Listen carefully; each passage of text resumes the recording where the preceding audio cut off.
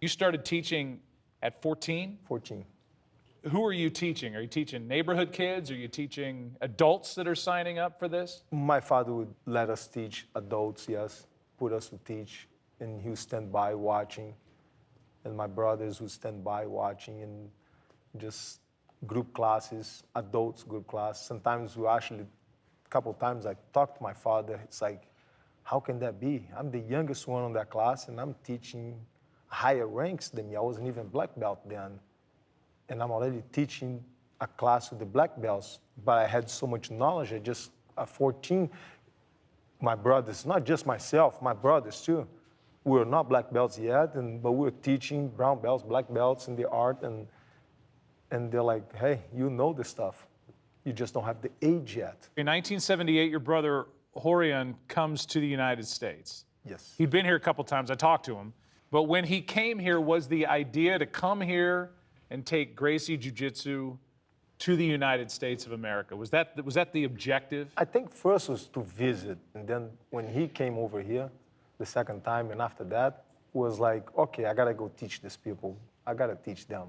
When Rorion, his brother, comes here, he's teaching out of his garage. You lived above that garage that you're talking about. Yes. And you lived in your brother's house and really came here not only to learn and teach, but you were babysitting his kids. I came to babysit. So you came to the United States to babysit. Yeah, pretty much. So you come here to do that, and I'm assuming, though, deeper in your mind, you're thinking, Gracie Jiu-Jitsu, my career. I remember arriving in America, it was like, wow, people don't know who my father is. People don't know the art of Gracie Jiu-Jitsu. That was surprising, right? Imagine Michael Jordan going to Brazil and people don't know who he is. It's like, how can that be? Your dad was that big. That big. That you just say the name Gracie, and people know exactly what you're talking about. There was 2 former presidents took class with my father. So you get here and you're saying Gracie, and people are like, what? I remember arriving at the airport one time and thinking, one day I'm gonna pass by and they're all gonna ask for my autograph and my picture. How old were you then? About 19. So you're 19 years old and you think, one day I'm gonna be so famous that they're gonna ask for my autograph, my picture. Where does that drive come from? Was there always a desire for you, being the youngest of 7 boys, being one of the younger ones of the 19 total boys with your cousins, and trying to stand out, trying to make your own name, trying to get people to look at you? Maybe just sits inside of me. You tell me what's impossible and I'll prove you wrong. Yeah, well. Did you think it was possible for you to become famous and have everybody want your autograph by being a fighter, by being a Gracie Jiu-Jitsu master here in the United States? Is that how you wanted to have people ask you for your autograph? Oh, yes. I saw I come from a family, I seen my father. I seen that happen to him. So it's possible. When I first got here, Rorion was teaching in the garage.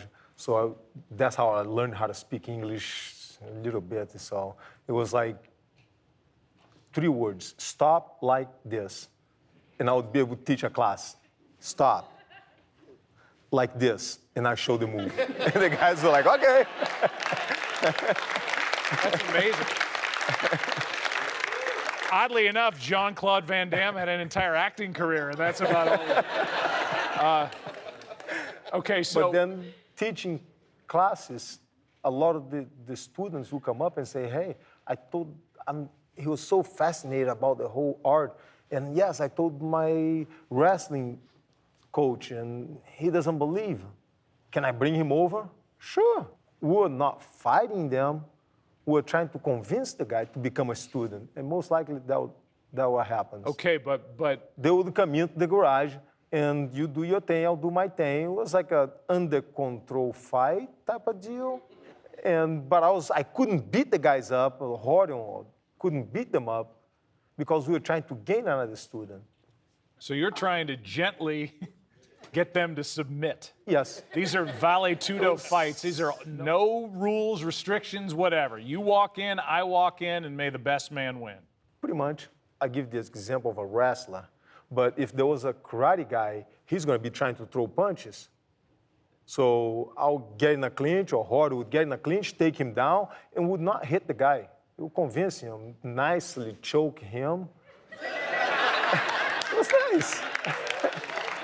Nicely choked.